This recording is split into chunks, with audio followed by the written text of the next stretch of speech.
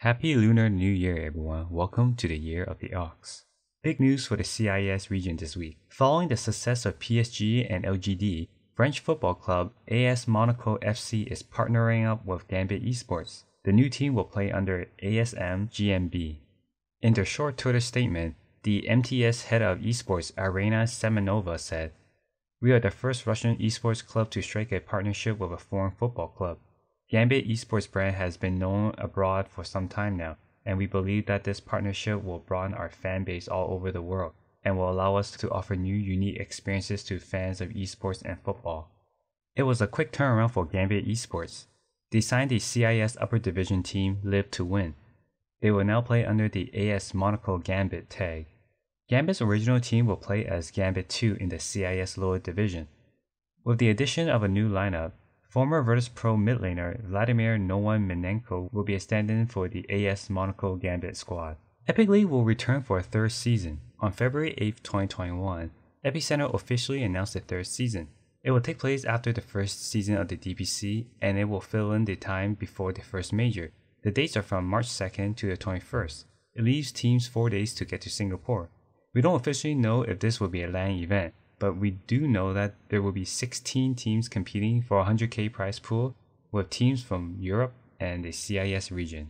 Let's get into week 4 of the DPC. Since it's the Lunar New Year, the Chinese DPC will be on break until February 23rd, so here's the latest standing. Over in the C region, our highlight comes between TNC versus Boom, where TNC once again shows off their insane power of Morphling and Earthshaker combination. It might sound stupid, but the TNC, they're in full control of this game. FBZ and this gets popped, fissure range, totems coming through, Yule's into the air.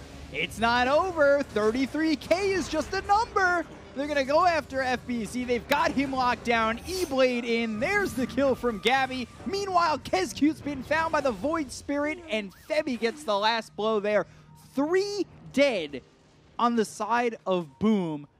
They just added a third of their previous kill score in literal seconds. Tiny, and they Fisher found into Tiny Fisher into and totem, the totems. into totem. What has Dota become? Why is this a thing? Like, it's like... wait, did they lose another gem or did he drop it? No. Morph dropped it. Okay. So Here's your upper bracket standings for week 4. Neon Esports continues to surprise everyone by going 5-0. However, next week will be their real challenge when they face off against Fnatic. Here's your lower division standings. This week, Signal Ultra takes over the top spot with a 4-1 record, but right after them is Omega Esports. In the CIS region, our highlight comes from Game 3 between virtus.pro and Team Spirit, where one small fight can end it all. At this point, Kyle, if you're playing Wraith King, you haven't got the Radiant. That's not true. 2 rapiers, though. Oh! Oh! Easy courier. No steps. He has the talent, though. Should be okay. Yatoro showing. Gotta be careful. They have TPK's in. They're able to get the jump straight away on Yatoro. They're on top of him. He's gone! A beautiful jump there from VP as Spirit were not ready for that. Immediately collapsing onto Yatoro. They just couldn't help him. They couldn't save him. And just like that, Nightfall, he's dual wielding now. Double rapiers on the Wraith King. Here are your standings for the CIS region. virtus.pro is still neck and neck with Na'Vi, both are 5-0, and this week was the first time virtus.pro dropped the game and ended their shot for a perfect run. Here's your standing for the lower division.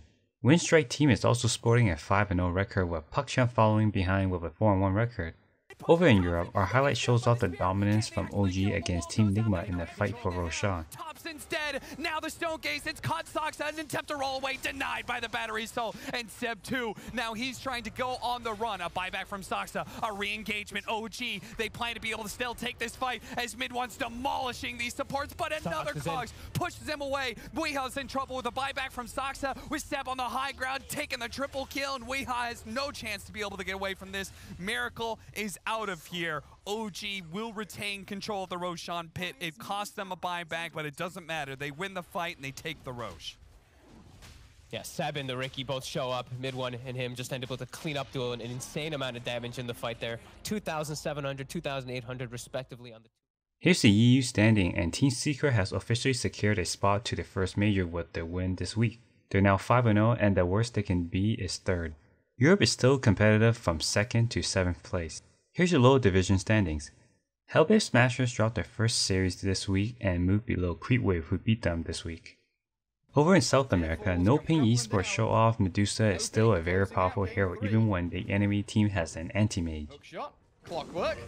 He's toying with the Earth Spirit and the anti-mage off down to that bottom lane. What's he up to? Oh, Matthew, forcing Michael out. Storm zips in, they'll get a kill. But Timbersaw, Oracle, they're buying time for that Medusa just to finish off the throne. Centaur has stomped them up, sure.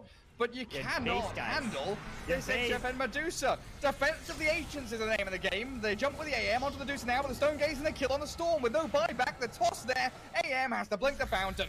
They've lost every other hero. It is a 1 versus 5 and it's got to be game now. The throne is out in the open. It is cold, naked and exposed. And No Ping, they're going to dispatch with it quickly. AM jumps in, he wants 1 kill. Anything, please give me something, says Angel, but he can't even kill the Oracle. The game ends, Centaur disconnects, the throne falls, and HFN once more with that Medusa. Here's your standing for the upper division. Beast Coast still holds a perfect season without dropping a single game. Thunder Predator, Team Unknown, and SG Esports all sport a 3-2 record. The final weeks will be exciting. Here's the lower division standings. There are 4 teams with a 4-1 record, and Infinity leads them all due to less games lost. The lower division will also be as exciting. And lastly, in North America, our highlight is from Sad Boys against Undying. And it seems like Sad Boys are just missing a beat because they lost 2-0 to Undying. They don't want to commit the big spells until Undying look kind of planted on the high ground. Like Peter, some decent opportunities there as well for the Death Ward, but just continuing to hold this Snake just waves his totem furiously back and forth. You gotta do something. Pass the time. Silence. Control. Fissure. Mules lift up, but he's low. Move going to be the one that drops. They take down that Timbersaw. Bryle jumped in on him. They have buyback available. Fear now caught for a second. Omni Slash, but now it's switching back over. They take down PPD. He doesn't have buyback.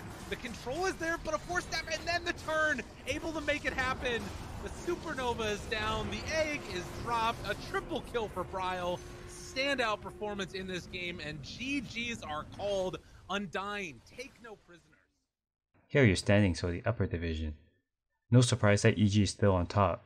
They will get their real challenge next week when they play against Quincy Crew. Here's the lower division standings.